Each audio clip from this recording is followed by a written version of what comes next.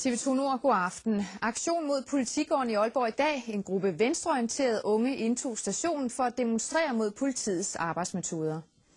Og så kan vi sætte den fast derovre. Det minder mest af alt om et gerningssted, men det er venstreorienterede unge i fuld gang med en aktion på Politigården i Aalborg. Vi går ind på politistationen og renser den og indfører en visitationszone.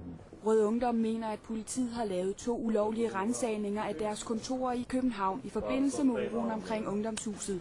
De er imod politiets metoder, og det skal aktionen markere.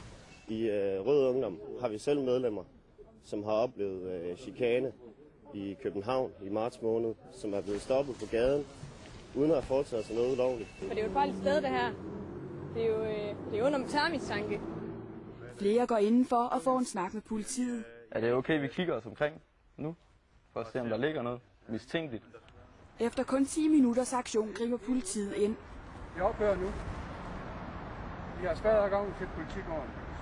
Politiet viser sig desværre ikke at være særlig samarbejdsvillige, så de må have noget at skjule.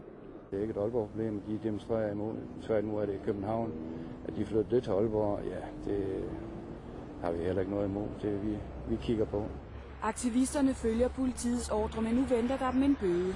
De er i hvert fald blevet sigtet for ordensbekendtgørelsen, og det er primært i forbindelse med, at man sætter nogle plakater op på Politigården, og sekundært, men nok også ikke så vigtigt endda, at man spærrer adgang til Politigården.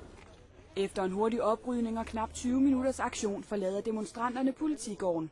Vi har forsøgt at få vores budskab ud og lægge nogle holdninger bag vores handlinger, og det har vi gjort. Og det gør sådan set ikke noget, at vi ikke skal til at lave materialerne forfra til næste gang, for der bliver en næste gang.